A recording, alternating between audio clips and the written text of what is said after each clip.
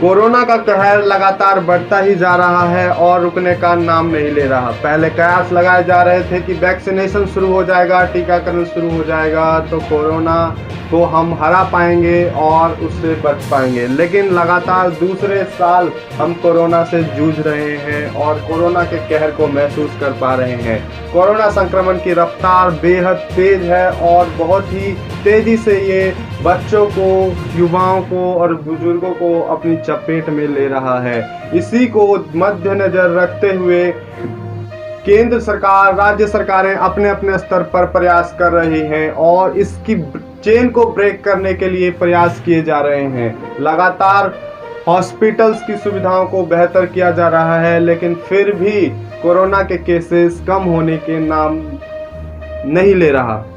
इसी के बीच दिल्ली की अरविंद केजरीवाल सरकार ने वीकेंड कर्फ्यू के बाद अब पूर्ण लॉकडाउन का मन बना लिया है और अब दिल्ली में आज रात 10 बजे से लेकर सोमवार सुबह 5 बजे तक के लिए पूर्ण कर्फ्यू रहेगा।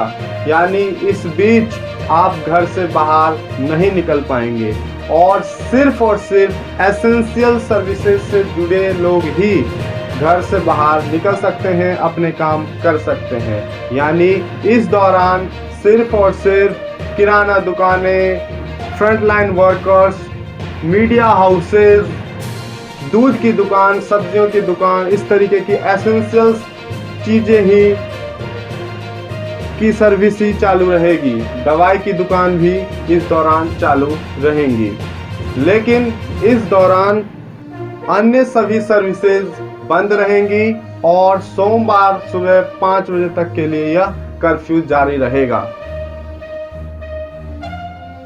शादी के घरों के लिए फैसला लिया गया है कि सरकार एक ई पास जारी करेगी और 50 लोगों को ही शादी में आने की इजाजत होगी।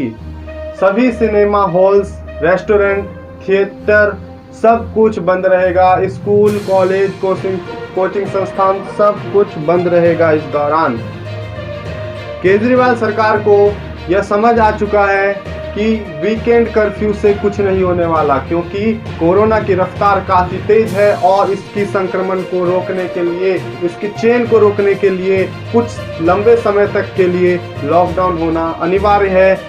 सिर्फ और सिर्फ वीकेंड कर्फ्यू से कुछ नहीं होने वाला, इसलिए केजरीवाल सरकार ने आज एलजी के साथ बैठक किया और बैठक के बाद ये फैसला लिया गया है और इसका इम्प्लीमेंटेशन आज रात 10 बजे से लेकर सोमवार सुबह 5 बजे तक के लिए रहेगा।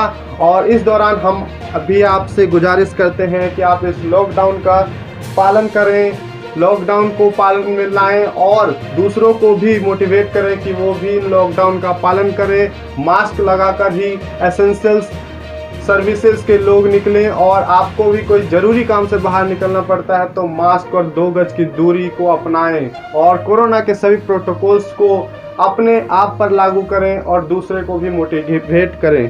तो फ्रेंड्स, इस वीडियो में बस इतना ही। आगे की अपडेट हम आपको देते रहेंगे। तब तक के लिए जय हिंद, वंदे मातरम।